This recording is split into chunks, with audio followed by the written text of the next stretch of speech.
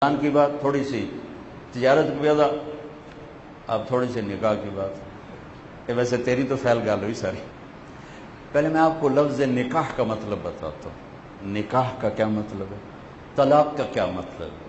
اس سے آپ کو پتہ چلے گا کہ عربی زبان کتنی خوبصورت اور اللہ نے اس زبان کو کیوں منتخب فرمایا، اور قرآن کی زبان، میرے نبی کی زبان۔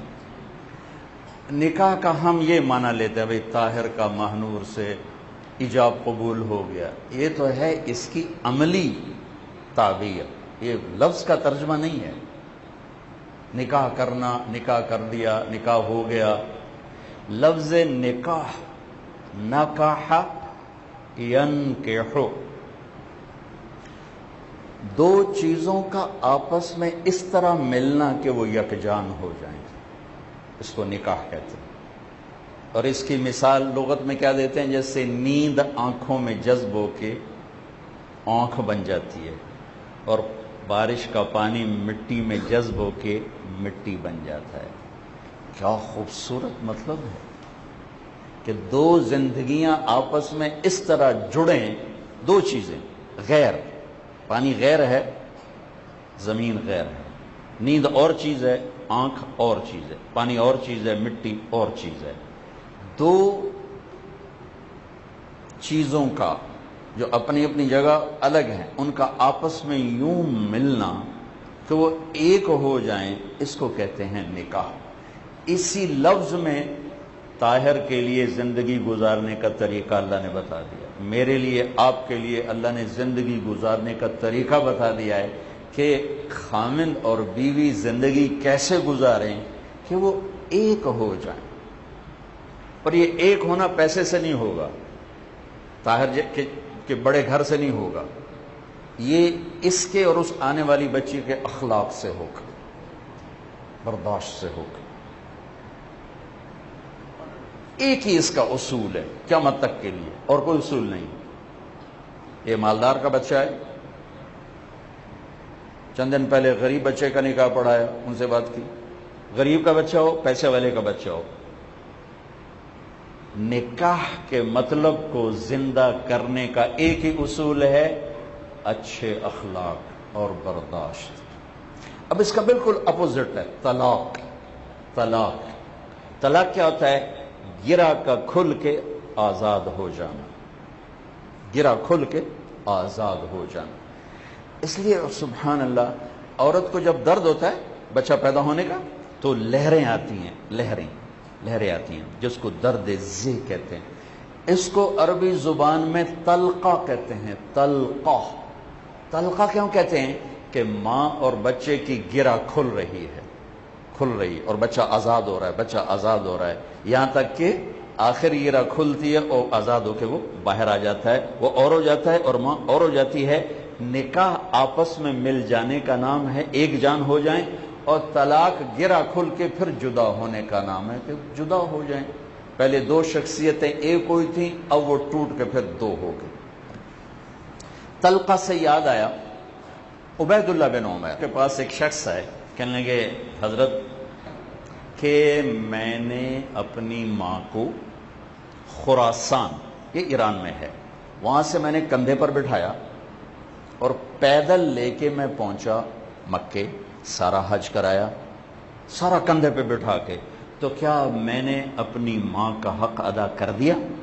تو اس پر انہوں نے ارشاد فرمایا وَلَا طَلْقَةً وَاحِدَةً، وَلَا طَلْقَةً وَاحِدَةً۔ سبحان اللہ، کہ تیرے پیدا کرنے میں تیری ماں نے جو دردیں اٹھائی تھیں نا، اس میں ابھی درد کی ایک لہر کا بھی حق ادا نہیں ہوا، ایک لہر۔ وَلَا طَلْقَةً وَاحِدَةً، سبحان اللہ۔ ایک اور حدیث یاد آئی، وہ ساتھ بیان کر دوں۔ عبداللہ بن عمر رضی اللہ عنہ سے یہی سوال ایک شخص نے کیا کہ حضرت میں نے اپنی ماں کو حج کرایا، کندھے پر بٹھا کے کرایا، فارغ ہو، کیا میں نے ماں کا حق ادا کر دیا؟ تو انہوں نے اسی سے ملتا جلتا لفظ فرمایا وَلَا زَفْرَةً وَاحِدَةً۔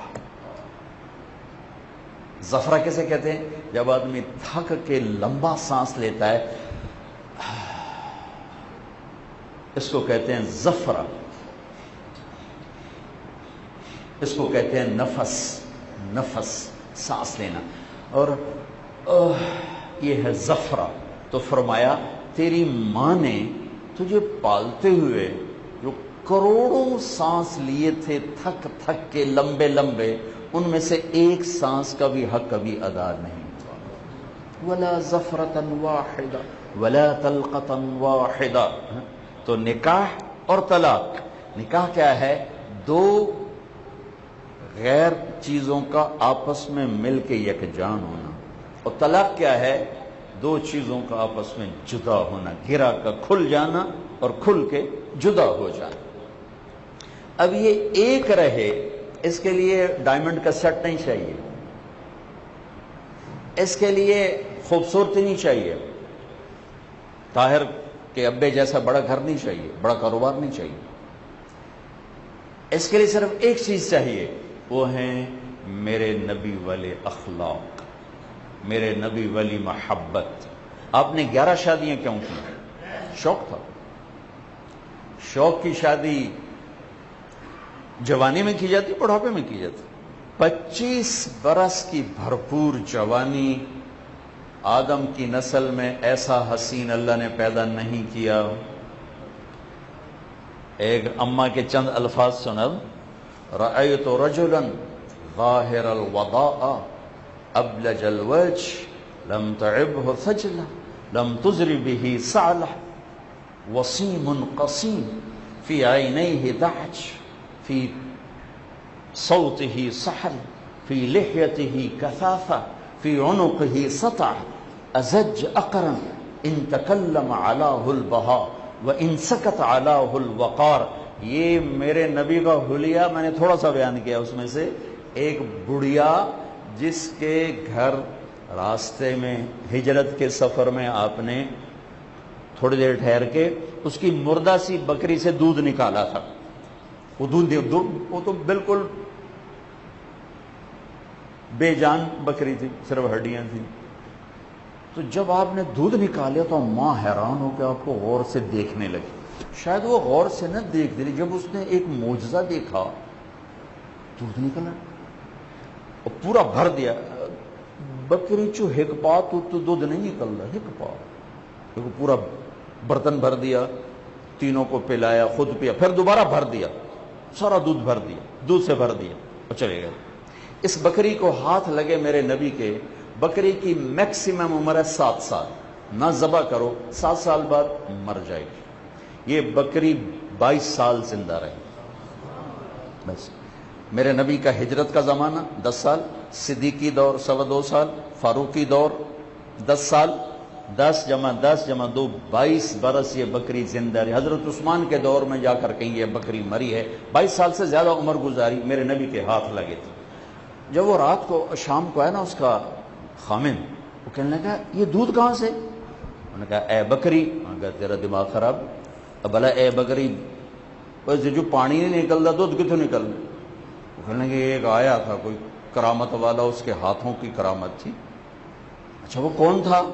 تو اس پر اس نے کہا میں نے ایک نوجوان دیکھا، مجھے یوں لگا 14ویں کا چاند لباس پہن کے زمین پہ اتر آیا.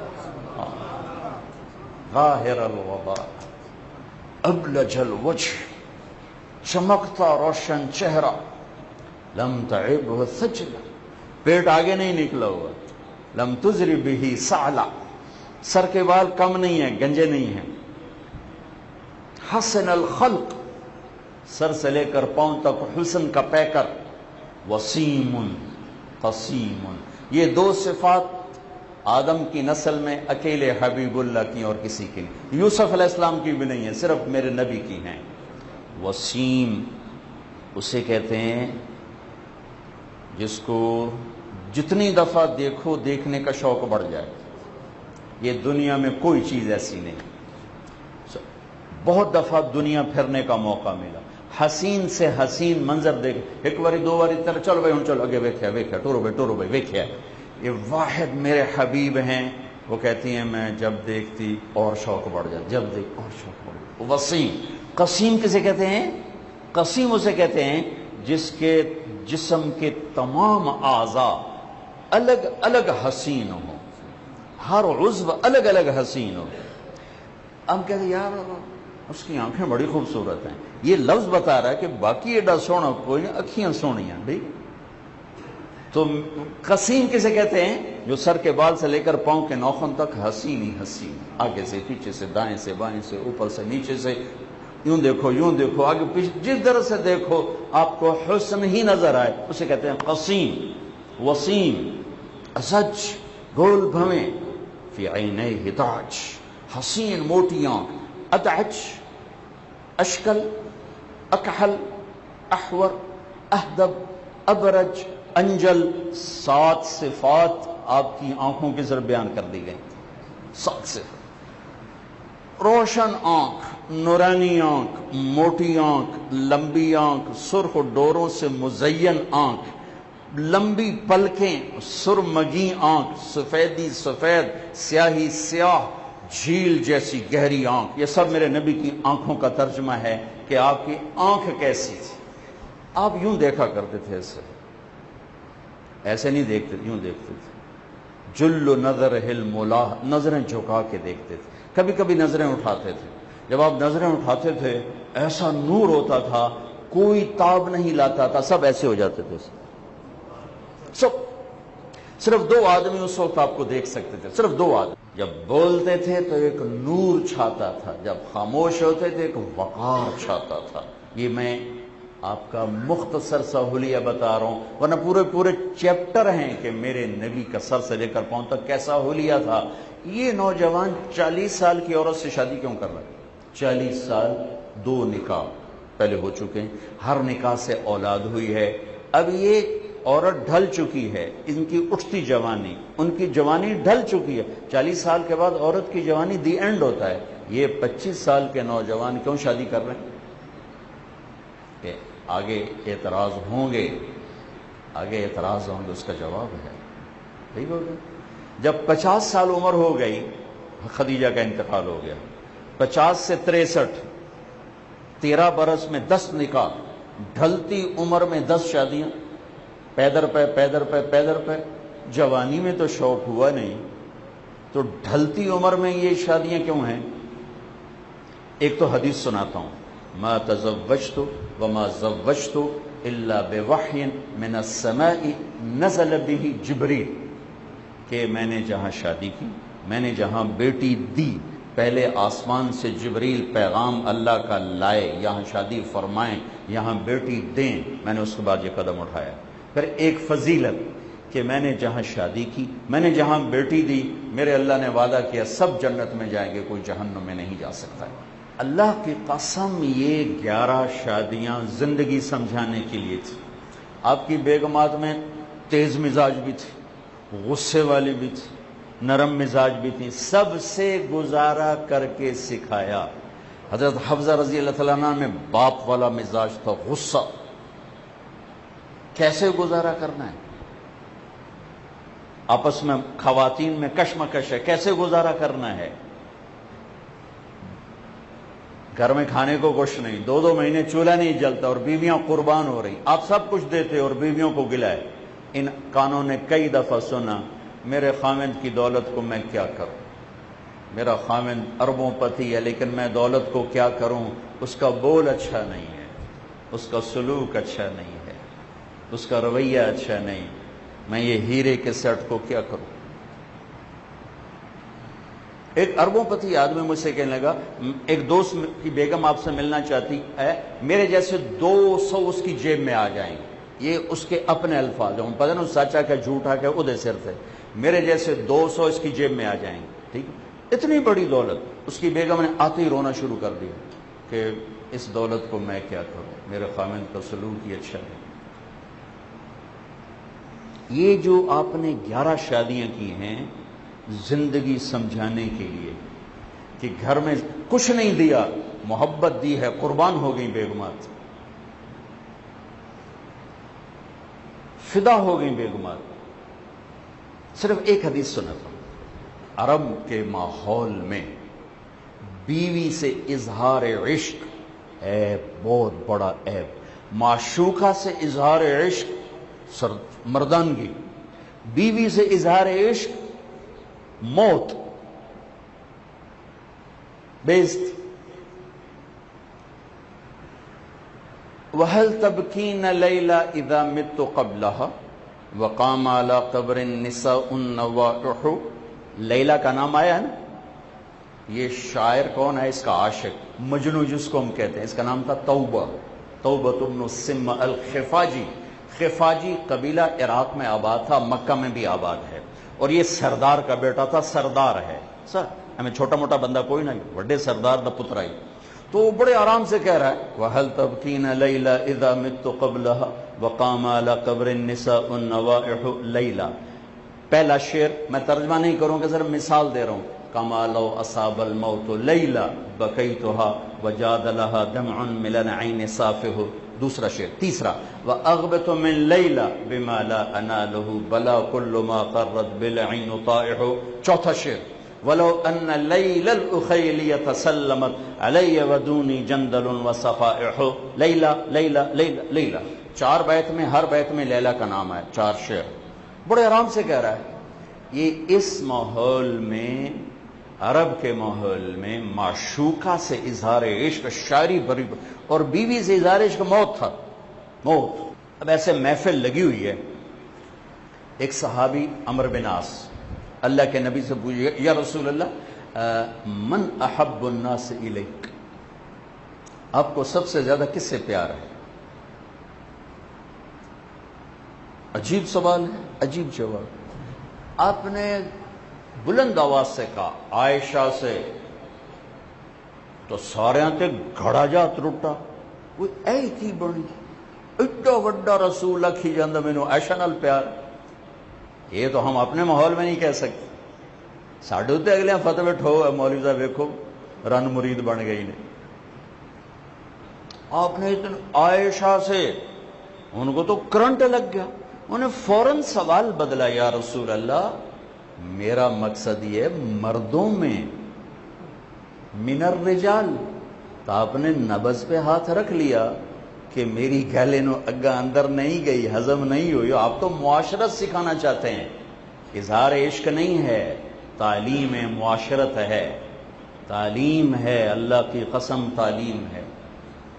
تو آپ کو محسوس ہو گیا کہ یہ اس کو یہ بات ہضم نہیں ہوئی. تو اب آپ نے یہ کہنا تھا کہ مجھے ابو بکر سے سب سے زیادہ پیار ہے، لیکن آپ نے کیا کہا؟ ہاں یا رسول اللہ میرے کہنے کا مطلب تھا من الرجال، مردوں میں کس سے زیادہ پیار ہے؟ عائشہ کے عباس. عائشہ کے عباس. سبحان اللہ. یہ ابو بکر کیوں نہیں کہا؟ عائشہ کا ابا کیوں کہا؟ اس غلط چیز کو توڑنے کے لیے کہ حلال محبت کو چھپاتے ہو اور حرام محبت پہ شعر و شاعری کہتے ہو. کیسے دیوانے ہو.